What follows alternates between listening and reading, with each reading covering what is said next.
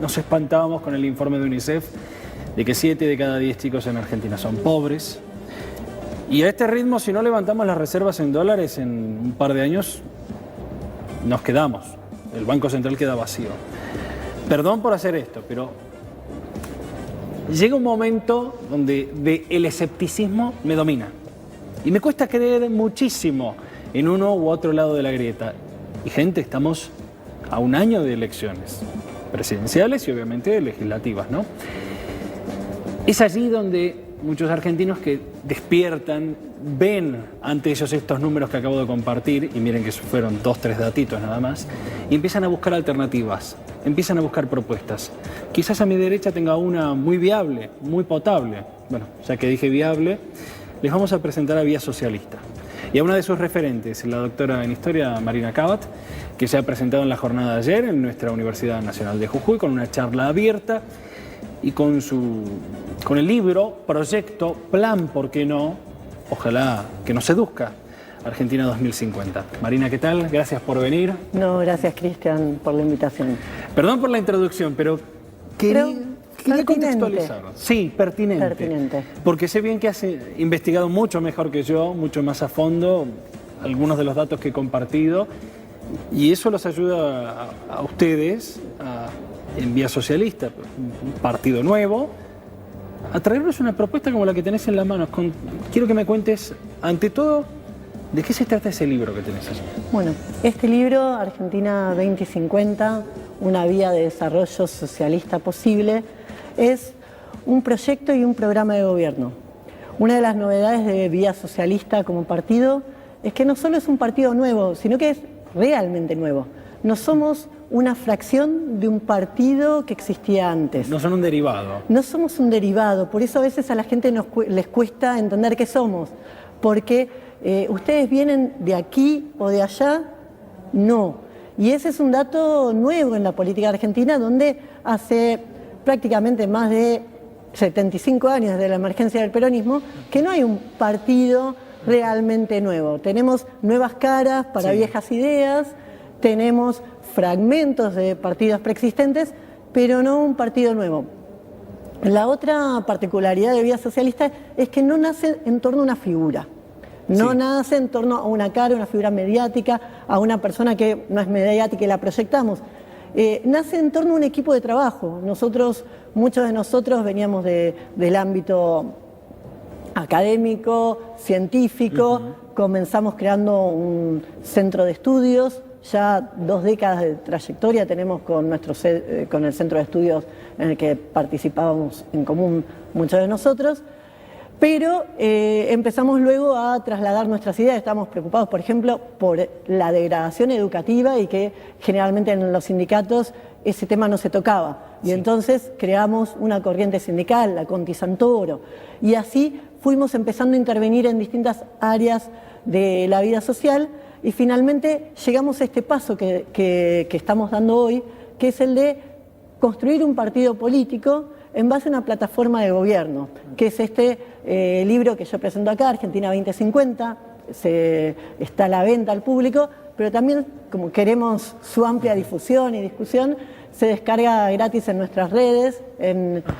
Vía Socialista, googlean Vía Socialista Argentina 2050, y el libro se descarga gratis, está en PDF, se puede leer y está allí para discutirse.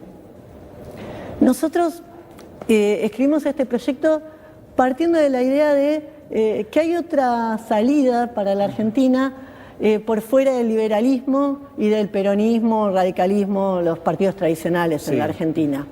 Que los liberales pueden tener razón en señalar algunos problemas económicos de la Argentina que son ciertos, que están allí, pero que no tienen la respuesta, la solución, porque donde hay un problema, dinamitar el Banco Central no va a ser la solución, ni de alimentar la industria, que es ineficiente y eso hay que resolverlo, pero simplemente destruyendo y esperando que lleguen inversiones extranjeras, ya lo hemos experimentado en el pasado, eso no resuelve nada. Y el peronismo tiende a ir tirando más o menos con la misma propuesta económica, más o menos como estamos, pero estamos cada vez peor. Entonces, algo distinto hay que hacer. Nosotros creemos que hay una posibilidad, porque hay muchos recursos en la Argentina, y que si el Estado, en vez de dilapidar muchos recursos que hoy dilapida en sostener empresas privadas, porque el Estado hoy gasta muchísimo en subsidios a empresas privadas. Sí. Más del doble de lo que gasta en asistencia social. Entonces, en los medios se insiste constantemente sobre los planeros, sí, los planes sociales, como todos sostenemos la asistencia social. Es cierto, todos sostenemos la asistencia social, pero todos sostenemos también la asistencia empresarial, los planes empresariales, los distintos vías de subsidio económico por los cuales el Estado da dinero, fluye el dinero del Estado hacia las empresas privadas y que se desperdicia, pues esas empresas son efectivamente ineficientes, no son competitivas, tienen una escala muy chica y no logran competir, y ese problema de la falta de escala hay que resolverlo si queremos resolver el problema de la competitividad. Y entonces eso se logra centralizando. Nosotros creemos que el Estado puede dejar de derivar esos recursos a las privadas y invertir en grandes empresas estatales, que concentren, eleven la escala de la producción, sí, y al elevar la escala de la producción bajen costos y puedan ser más competitivos. De esa manera, esa es la única base para frenar la inflación, que tiene una base productiva, no monetaria. Entonces, si vos al aumentar la escala, podés frenar la inflación y podés ir derivando planes sociales a trabajo genuino en estas grandes empresas del Estado, que también pueden asumir la forma de empresas mixtas. Si hay pymes que están al borde de la quiebra, que por sí solas no pueden ser competitivas, el Estado no las puede seguir subsidiando. Pero sí puede ofrecerle la conformación de alguna empresa mixta, sí, donde la empresa pyme sea también accionaria y relancemos la industria con una mayor escala. Me parece fascinante, pero depende mucho de la eficiencia, ¿no? Y lamento tener que poner un ejemplo local, pero lo voy a hacer. En los últimos años, el gobierno de la provincia de Jujuy ha inaugurado una buena cantidad de sociedades del Estado. Quieren que les cite algunas, podemos hablar de GIRSU, nuestra empresa que trata los residuos, Agua Potable de Jujuy, volvió a estar estatizada, Canava, sociedad del Estado, también la plantación de plantas de marihuana con derivaciones en aceite de cannabis. Tenemos varios ejemplos, pero hasta ahora no han rendido en la medida que se esperaba. Entonces, me encanta la idea de base, pero requiere la eficiencia de quienes la administran. Sí, requiere la eficiencia y requiere una lucha muy fuerte contra la corrupción. Nosotros creemos que ahí hay dos cosas. Lo que es estatal tiene que ser estatal. Muchas veces lo que es estatal aparece luego con concesiones, tercerizados, y sí, el Estado subsidia de distintas maneras a las privadas. Por ejemplo, una empresa histórica del Estado como Somisa, que daba pérdidas. ¿Pero por qué daba pérdidas? Porque le vendía el metal que producía a las metalúrgicas por debajo del costo de producción. Sí. Entonces estaba subsidiando a las metalúrgicas, vendiéndole su producto muy demasiado barato, y entonces la metalúrgica le iba bien, pero la empresa estatal se fundía.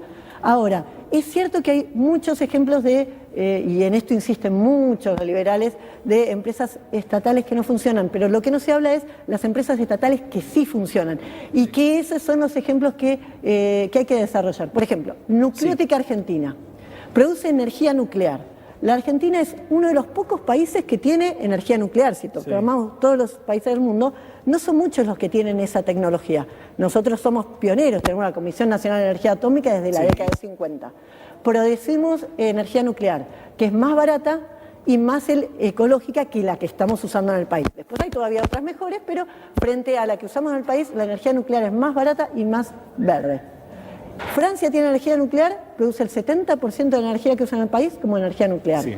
Nosotros tenemos la energía, tenemos el conocimiento, la empresa estatal da ganancias, es una de las pocas empresas estatales que da ganancias, y no se le invierte más para expandirlo. Entonces, esa es una de las áreas claves que nosotros decimos en el sector energético, es uno de los lugares claves donde el Estado puede invertir y dar ganancias, en vez de subsidiar tanta empresa privada, tanto en energía nuclear como en otras áreas. Por ejemplo, Un proyecto que nosotros tenemos es el de biodigestores.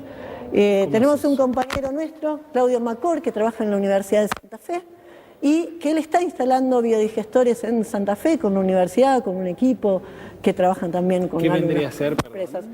Los biodigestores son equipos que, en base a residuos orgánicos domiciliarios, las hierbas, si se separan de los plásticos, se recolectan separadamente y producen biogás y biofertilizantes en base a esos residuos orgánicos. Y esos biodigestores, hay equipos que son viables en todas las localidades entre 20.000 y 50.000 habitantes. Uno de esos equipos se instala, se amortiza en un año, a partir de ahí da ganancias y cada biodigestor de esos son 75 puestos de trabajo.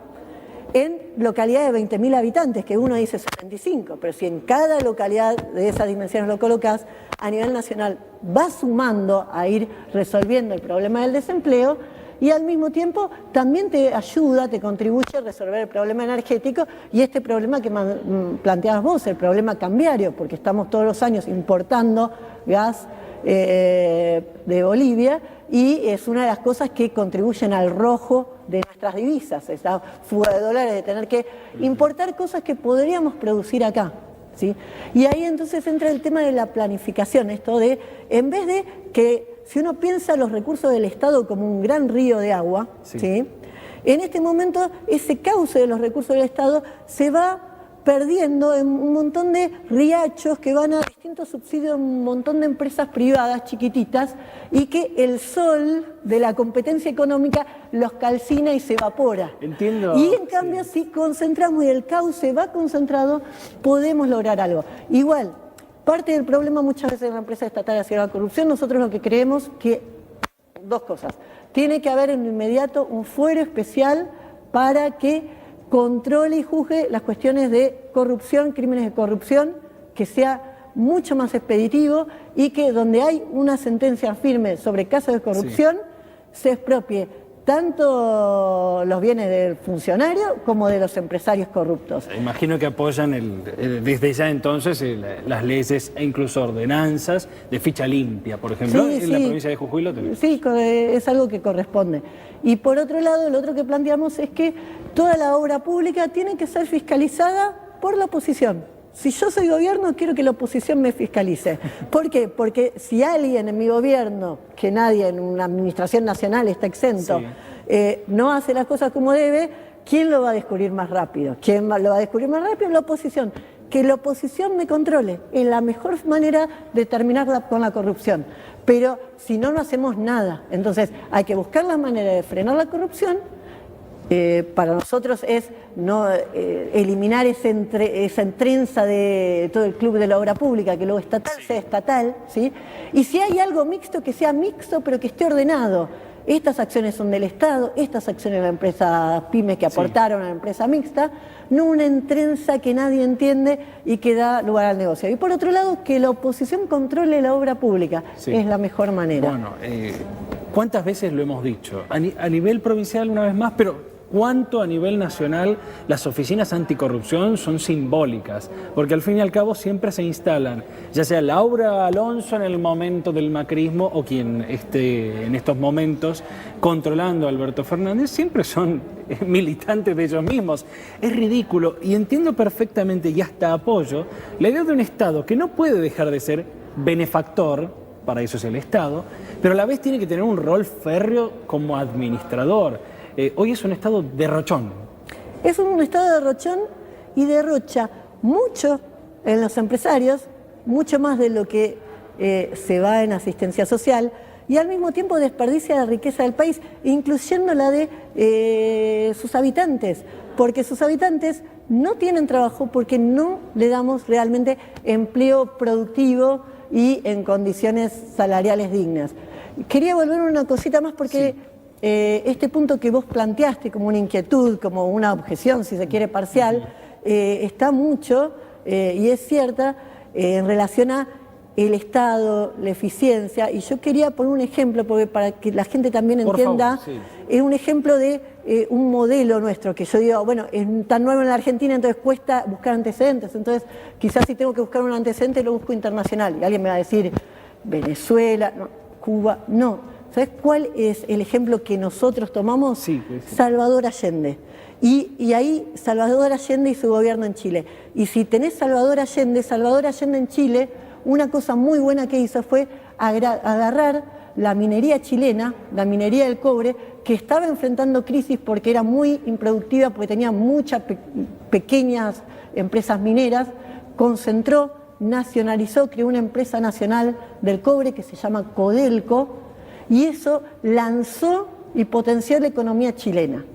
Tan buena resultó ser esa empresa estatal grande, creada por un presidente socialista en Chile, que después vino Pinochet y la dictadura, y después vinieron gobiernos liberales, vino Piñera, y no le tocaron un pelo a esa empresa estatal creada por un presidente socialista. ¿Por qué? Porque esa empresa estatal funciona y hoy es responsable del 60% de las exportaciones totales de Chile, de la exportación de cobre. Pero hagamos un parate así. Qué importante lo que acabas de mencionar. Continuidad de proyecto. Salvando las cuestiones ideológicas de los nombres que fuiste mencionando, que son insalvables entre una y otra. Pero nótese la continuidad. Hemos visto en Chile, vamos a usar ese ejemplo, y ahora voy a agregar algo interesante de Brasil que pasó en los últimos días. Hemos visto en Chile una sucesión. Piñera Bachelet, de manera continuada a lo largo de las casi últimas 2 décadas. Algo que actualmente en Argentina es inconcebible. Y voy a traer a colación lo que acaba de pasar en Brasil. Lula le pidió al actual presidente del Banco Central brasileño, que responde obviamente al gobierno de Jair Bolsonaro, que se quede, que se mantenga en el cargo. Ustedes se vieron lo que pasó en los últimos semanas cuando ocurrió el recambio ministerial de Massa. Había una disputa encarnizada por saber quién se quedaba con la presidencia del Banco Central. Encarnizada. Cada quien quería meter al suyo. Miren la diferencia con lo que acabo de mencionar de Brasil. Aquí no hay posibilidad de continuidad. Sí, en ese caso ni siquiera entre la interna del país. No quiero meterme en Chile para no perder el tiempo al aire, sí. Pero una cuestión que pasa aquí en esta alternancia es que lo que tenemos son 2 proyectos que son inviables. Un proyecto que busca ganar en eficiencia y es inviable porque la escala de la economía argentina no da para el desarrollo tal cual está, sin un rol más fuerte del Estado. Sí. Porque aunque la empresa más grande de Argentina es chica en el mercado mundial. Sí. Entonces, si no tenés el Estado concentrando y potenciando ese desarrollo, va a ser muy difícil. Y por otro lado, ese sector liberal, más allá que quieren optimizar la eficiencia y no da porque no da la escala económica argentina, tampoco da porque hasta se le pone en contra a la industria, porque es una industria muy ineficiente que cuando vos querés tocar alguna medida hay mucha resistencia por ese lado y también hay una resistencia obrera naturalmente. Sí. Y por el otro lado hay un proyecto de mantener las mismas cosas de la misma manera, las mismas relaciones con el empresariado nacional, pero el proyecto es insostenible en términos económicos, porque pudo funcionar bien bajo el kirchnerismo solo en los años de la soja a precios muy altos. Sí. Fuera de eso, no tiene espacio porque es un proyecto que se basa en mantener este sistema económico tal cual está, que está quebrado. Entonces, ese populismo que es populista de cara a la clase obrera, pero de cara al empresariado también, sí. que está dispuesto a seguir subsidiando, y eso no hay forma de hacer arrancar la industria. Bueno, ahora le voy a dar crédito a tasa cero, ahora le voy a dar crédito negativo, y ahora le voy a dar este incentivo. No hay forma porque no tiene plafón la industria argentina para relanzarse por sí sola. Requiere la intervención de un Estado fuerte, muy enfocado en el desarrollo y muy enfocado en la eficiencia, una palabrita que al kirchnerismo, al peronismo, nunca le preocupó demasiado. Sí. Entonces, a veces se ocupó en parte del Estado, pero lo hizo de dos formas mal. Por un lado, sin preocuparse por la eficiencia, y por otro lado, muy entongado, muy en esa trenza de privado, público, y que da lugar a tanta corrupción, como decíamos. Vía socialista, ya que nos metimos un poquitito, casi sin querer, en el tema grieta, pero para romper con esa grieta. Siempre se habla como si fuera también de un partido de fútbol entre un modelo industrial o un modelo agroexportador. Ustedes, me imagino por todo lo que hemos charlado, prefieren una vía del medio. Claro, porque ¿qué es lo que hace el kirchnerismo y antes el peronismo? Toma recursos del agro y subsidia una industria que es ineficiente. Sí. Y entonces se tira ese dinero ahí. Nuestro planteo es relanzarlo de Argentina y de alguna manera en el sector de la economía que está funcionando, y para mí funcionar es funcionar bien, funcionar sin subsidio económico. El sector que está funcionando, y yo ahí no voy a intervenir, si eso anda solo, que siga marchando. Camina. Ahora, en el resto, no puedo sostener una industria ineficiente, y en eso tienen razón los del otro lado. Ahora, solito no se va a arreglar el problema. Y en la Argentina hay 47 millones de habitantes. Solo con el agro no vivimos. Y por eso los proyectos políticos liberales terminan siendo inviables e insostenibles en términos sociales. Porque si liquidás toda la industria y te quedás solo con el agro, no hay trabajo para todos. Va a haber trabajo para menos de lo que hay ahora. Entonces, ahí el planteo nuestro es lo que anda bien y sin subsidio se mantiene, que camine solo, que siga derechito, fenómeno. Ahora, en lo otro hay que intervenir, hay que buscar alguna vuelta de que sea viable, porque no nos podemos quedar tampoco sin industria y sin empleo de eso. Y hay muchos sectores, algunos sectores tecnológicos de punta, que nosotros tenemos ventajas competitivas, porque tenemos el sistema universitario tan desarrollado y tenemos capacidad. ¿Qué pasó con la vacuna argentina? Nosotros teníamos científicos trabajando en la vacuna argentina, y si el Estado dirigía recursos a ese lugar, podríamos haber tenido la vacuna argentina en el medio de la pandemia. Sí. Se hubieran salvado 100.000 personas, se hubieran salvado 100.000 vidas por lo menos, y hasta tendríamos un negocio, una industria de exportación. En vez de eso, ¿qué se hizo? Y prefiero el negociado con la Sputnik porque Rusia es un aliado político, porque acá le puedo dar la concesión a producirlo localmente a un industrial que es amigo mío, y así la gente esperó la segunda dosis del Sputnik hasta, entonces se perdió un negocio, se perdieron vidas y se alentó esos negocios que te hablaban de que lo iban a producir acá, pero bueno, ese negocio de lo privado, cuando tenías una vacuna que podías patentar nacional y un negocio para Argentina, y nos lo perdimos. Sos investigadora del CONICET, ¿no? Soy investigadora del CONICET.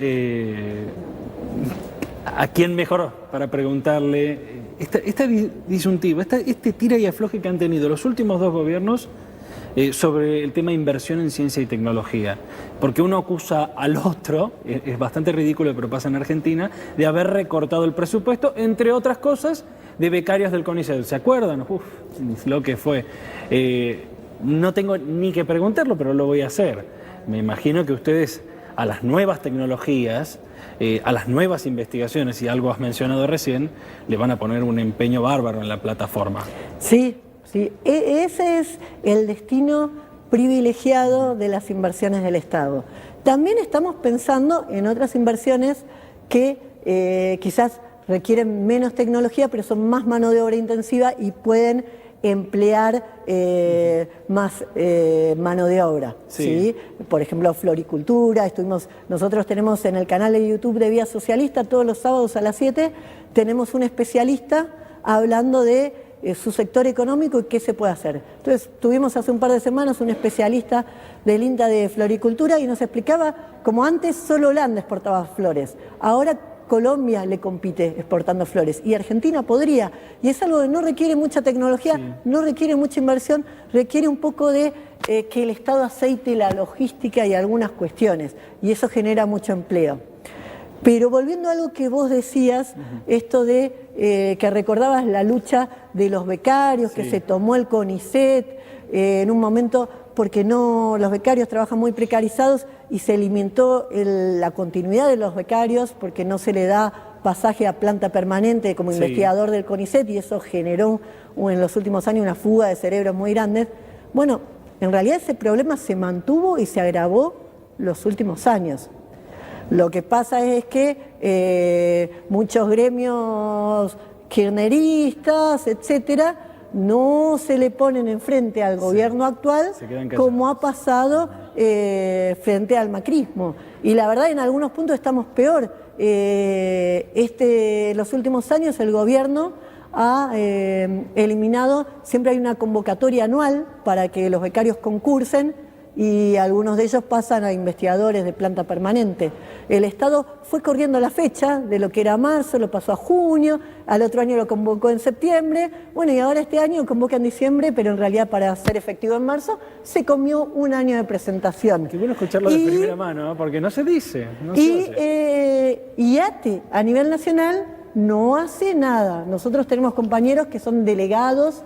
Acá en Jujuy tenemos una delegada de ATE CONICET, en Capital tenemos delegado de ATE CONICET, en Misiones, pero delegados sueltos. ATE como gremio no hace nada y por eso hay un movimiento muy grande de CONICET de autoconvocados, que es parte de lo que más ha empujado incluso el año pasado, una lucha fuerte con paros, con movilizaciones en las sedes de CONICET, pidiendo recomposición salarial, porque bueno, nos han dejado también el salario muy atrás, además de que nos demoran las promociones, nos demoran los concursos de ingresos, una situación que está todavía peor que con Macri, pero que ahora tenemos que salir a luchar con UPCN y también ATE de la vereda enfrente. Con quienes deberían representar. Marina, se me está haciendo el tiempo, todavía quedan un montón de cosas. Necesito dos preguntitas que voy a unificar. Si me permite la productora, dos preguntitas apretaditas.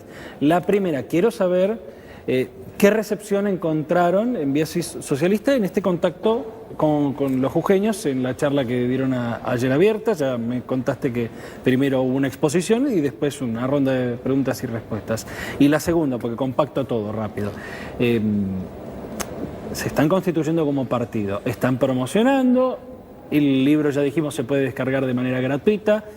Las redes sociales ya las estuve indagando, son de muy fácil acceso, no tienen ningún nombre raro, Vía Socialista. ¿Llegan para el año que viene? Creo que sí, realmente la recepción ha sido muy buena. Nosotros, además de la charla de ayer, donde sorprendía esto, que llegaba gente del radicalismo y del peronismo simpatizando con las ideas nuestras. De cualquier corte. De cualquier lado. Y gente que nos decía, yo fui esto toda la vida, pero estoy frustrado y me interesa lo que ustedes están planteando. Estamos teniendo muy buena recepción en la Junta de Firmas, solemos estar acá en Jujuy los compañeros en Plazoleta Evita, estamos los fines de semana en San Pedro, estuve recorriendo también la provincia, hicimos charlas más informales en Mendieta, en San Pedro, y de esas charlas salió grupos de gente que se ha sumado a colaborar, a juntar las firmas para esto, y también hablando con gente, se nos está sumando gente que está aportando también a la construcción del proyecto, porque nosotros decimos, bueno, acá nosotros también estamos planteando, este proyecto es nacional, pero después de esto tiene que venir el librito para Jujuy 2050. Y tenemos propuestas, nosotros estamos hablando que no se puede extraer solo el litio, se podrían producir pilas con el litio acá en Jujuy. Y entonces estamos yendo por ese lado y entonces estamos hablando también con gente, investigadores locales que quieran sumarse acá al proyecto. Y una cuestioncita más, nosotros incluso vamos a hacer el año que viene en Buenos Aires un gran congreso, qué país queremos en 30 años, y estamos convocando a especialistas de todos colores políticos a pensar esto, a decir, bueno, ¿qué hacemos con la minería? ¿Por qué Chile vive del cobre y nosotros no exportamos cobre? ¿Qué? ¿Tuvimos tanta mala suerte que todo el cobre quedó del lado chileno de la cordillera? ¿O hace falta alguien que se ponga a pensar cómo planificamos esa explotación? Entonces, yo creo que eso suma mucho, porque cuando uno va por el lado propositivo, suma. Y bueno, a eso los invitamos, a sumar y tratar de ir por el lado positivo del asunto, porque la Argentina tiene muchos recursos naturales para aprovechar, pero también muchos recursos humanos. Y yo creo que con eso vamos a poder construir un partido pujante y llegar bien a las elecciones el año que viene, en 2023. Marina, gracias por la visita a la provincia y en particular al programa. Qué bueno escuchar que esta cantinela que todos los partidos tradicionales usan de vamos a convocar a todos los sectores, juntémonos en una mesa de diálogo, por lo menos entre estas nuevas filas de Vía Socialista, parecen tener fundamento, tener correlato. Ojalá que así sea, y bueno, si llegamos a 2050, ojalá nos volvamos a encontrar en este living y veamos si se pudo aplicar ese plan que ustedes tienen y que es descargable, gratuito, ¿a través de dónde? Vía Socialista Argentina 2050. Gracias, Marina, éxitos. Muchas gracias, Cristian. La doctora Marina Cabat compartiendo con nosotros una extensa charla y eso que ni les cuento todo lo que quedó por tratar.